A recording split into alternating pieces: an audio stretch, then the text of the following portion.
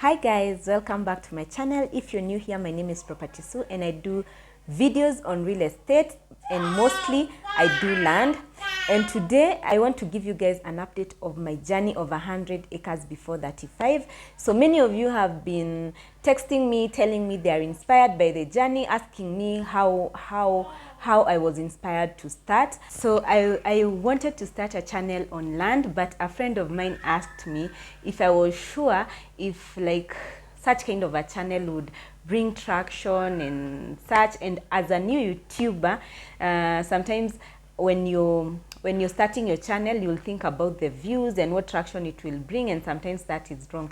Actually, I wanted to call my channel Sua Mashamba, which would have been right because eventually I have started doing land. Initially, I used to do houses because I thought houses would be interesting to bring to you. I also love like seeing houses.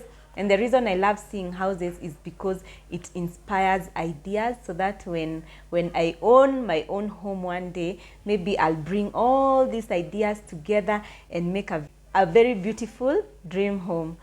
So I dropped the idea of becoming Sua Mashamba and I became Property Sue, who was presenting houses.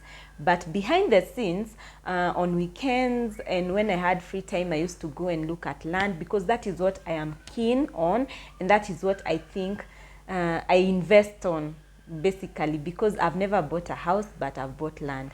So it started becoming a competition between viewing houses when I have free time and viewing land, which I was actually investing in. So I thought, why not guide people on what I'm doing? Maybe it's going to be of help to them, and at the same time I'm going to still be in love with what I'm doing, and I won't have to like be struggling and seeing these other viewing and recording houses as a hassle.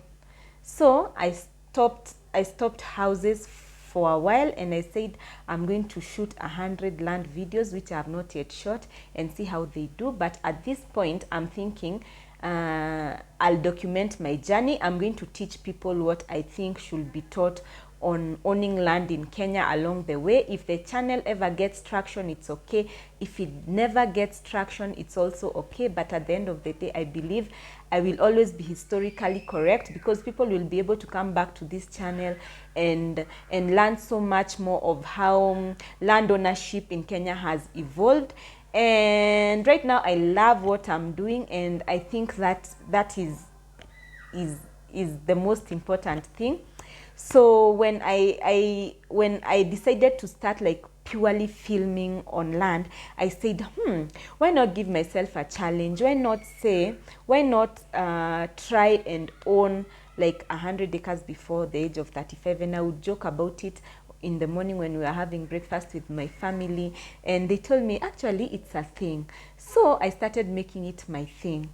So now I was more focused on looking at land, but with the aim of attaining 100 acres, which has really helped me, because if I was just randomly investing like I was doing at the beginning, in the beginning I used to buy land from anybody, any land selling company I see, and I say, this land looks promising, so I buy. I say I'll do some land banking and stuff.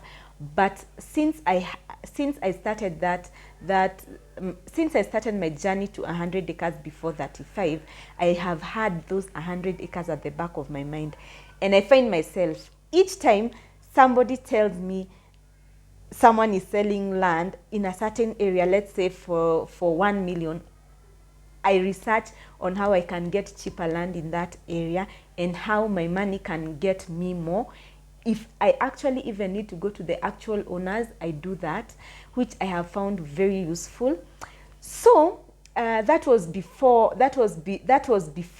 I had an experience with actually doing site visits with land companies and all that. So in the beginning I had thought I would do site visits with 100 land companies or land owners, and then from this 100 I'd choose. Then I started counting down, day 1 of 100, day 98 of 100, and then at some point I started realizing, because on a certain day, I think it was on day 10, I was just online, and I was looking for land, and I saw this really affordable piece of land. And I remember calling the agent who was involved, and he told me that the owner was actually making a quick sale because of some problems he had. So I decided to go and see the piece of land.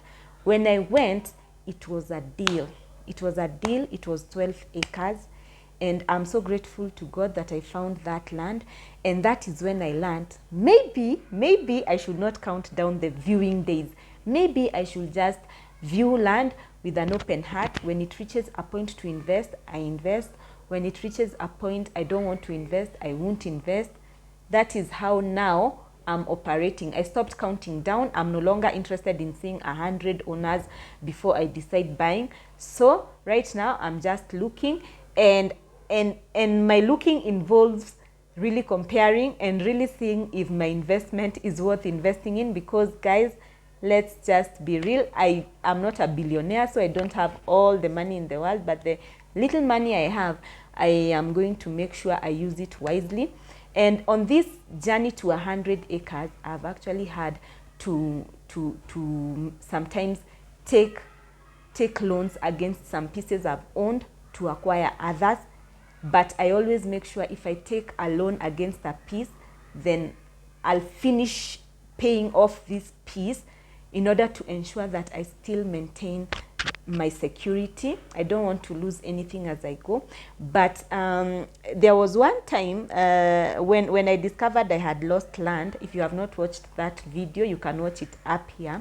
I discovered that I had lost land in a case where the land was subdivided, mine was cut off. I still have the title. The title is valid. Even if I went to lands and did a search, it will come out that I still have land and I own it.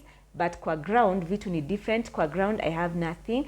And that is why I am telling you guys, doing a search is not enough. You have to verify the plot actually exists on the ground. And don't forget to call valuers. Call the Atrium Limited on the number below to verify everything about a plot or land before you buy. Don't, my friends, don't. So in this case, I had a title that and no land.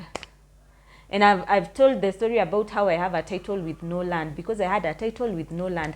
At that time, I wanted to sell off that piece and buy another piece I had seen somewhere, because the other piece had so much promise.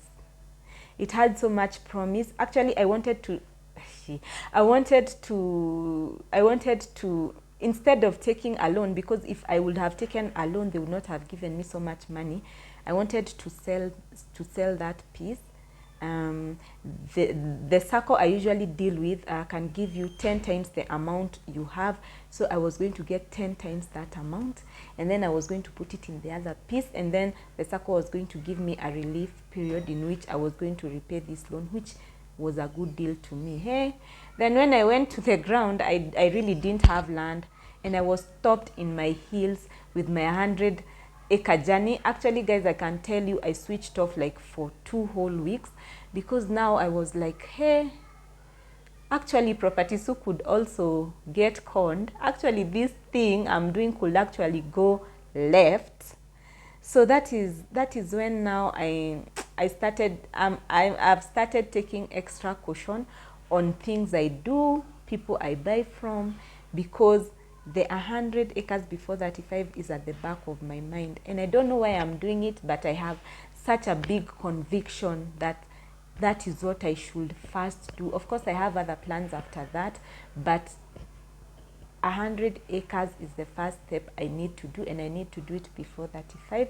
And some of you asked me, Property Sue, how far have you gotten? I can tell you, what I'm going to tell you at this point is that I'm not halfway.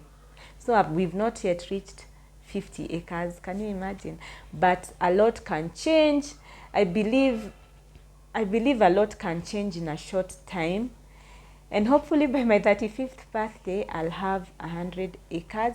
And then from there, I'm going to tell you what the next step is. Property Sue really has big nice plans.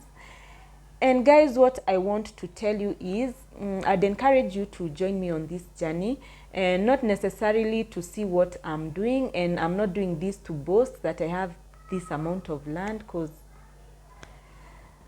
yes, I don't want to boast that I have that amount of land, even if I ever get it. I just want to show people that it's possible to get your own stuff, because some people are not lucky enough to inherit things from their parents, like land. And of course, like if you're from counties like Kiambu, from me, people don't have huge tracts of land. So most probably your parent has half an acre, and maybe you're 4 siblings. How are you supposed to share the half an acre between you 4 siblings? And again, your parents invested in your education for a reason, so that you become independent. In fact, you should be the one who is helping them. So at this point, I want to show people you can own land and property without inheritance, without a lot of money, but through proper planning. And hopefully, as we go along, if I hit that 100 acres before 35 mark, I'm going to tell you guys step by step, because I'm documenting it, on how I acquired each piece, what I did to acquire each piece, and where I got some pieces from. So stay tuned in. If you want to follow this journey, subscribe down below so you don't miss a video. And guys, all I want to tell you is that investment is key, and right now land is selling at affordable prices in Kenya. There'll come a time when buying land won't be easy, because even when you look at the ages of our grandfathers, let's say after independence, people were given land for free after fighting for independence. So you can imagine, from free land then to land which costs a fortune now. That goes to tell you that things are changing fast. And as for me, I don't have preferred locations. I always say land appreciates as long as there is no problem in the ground, on the community, like clashes. There are no ownership wrangles in families that I purchase from. That is all that matters. As long as I get my land legally and at an affordable price, I'm buying anywhere in Kenya. In fact, the plan is to have land in every county. The plan is to have land in every county. And if I surpass that 100 acres, the better. And pray for me, guys. I'm just a girl with a dream, man. And I hope it comes to pass. And with that, thank you for watching, and bye.